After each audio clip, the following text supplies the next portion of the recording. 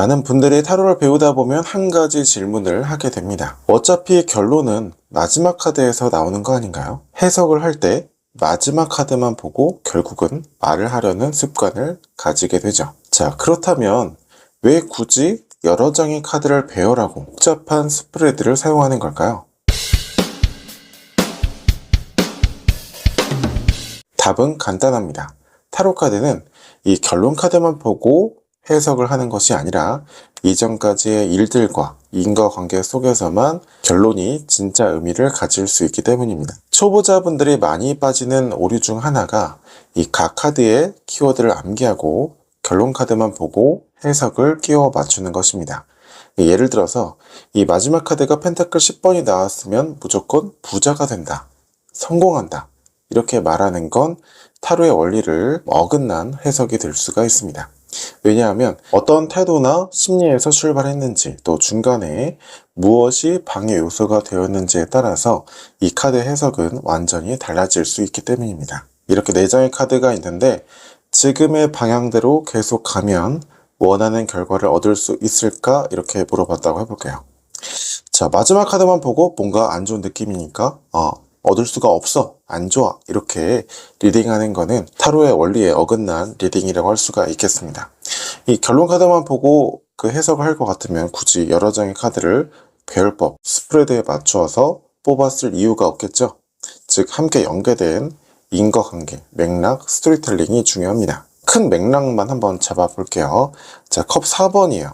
새롭게 다가오는 컵이 있고 기존에 놓여있는 컵들이 있습니다. 그런데 인물이 뭔가 시큰둥하고 불편해하고 불만족스러운 표정, 그런 모습, 태도를 보여주고 있어요. 팔짱을 끼고 있다는 건 외부로부터 방해받고 싶지 않다, 이런 모습인 거죠. 그러니까 새로운 것도 싫고 기존에 있는 것도 싫은 거예요. 그런데 컵은 타로카드에서 감정이기 때문에 새로운 것에 흥미를 느끼지 못하는 감정, 또 기존의 것에도 흥미를 느끼지 못하는 그런 감정 상태라고 볼 수가 있겠죠. 어떤 감정적인 권태 또는 익숙함, 불만족, 이렇게 볼 수가 있겠네요. 자, 그 다음에 소드 7번이에요. 검을 거꾸로 들고 가고 있으면서도 즉 본인이 상처를 입고 있어요. 손해를 보고 있으면서도 가져오지 못한 검들을 바라보면서 몰래 걸어가고 있습니다. 즉 내가 무리해서 무언가를 막 시도하려고 하거나 무리해서 막 손해를 본다든지, 아니면 그러면서도 또 미련을 두고 또 가져오지 못한 것들에 대해서 욕심을 가진다든지, 이런 상황이 될 거예요. 그러니까 무리한 어떤 욕심, 시도, 손해, 이렇게 볼 수가 있겠네요. 자, 그 다음에 이제 완드 5번은, 이 완드는 타로카드에서 일이자 행동이죠. 그게 서로 부딪히고 있네요. 그러니까 에너지가 분산되거나, 그만큼 처리해야 되는 일들이 많다거나, 이렇게 볼 수가 있겠죠.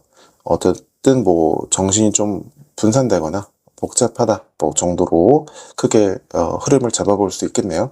죽음은 기존의 질서가 끝나고 새로운 변화의 국면으로 넘어가는 그 변화의 과정입니다. 갑자기 변신을 한다, 이런 게 아니라 기존의 질서가 변화가 일어난다, 여기에 초점이 맞추어져 있어요.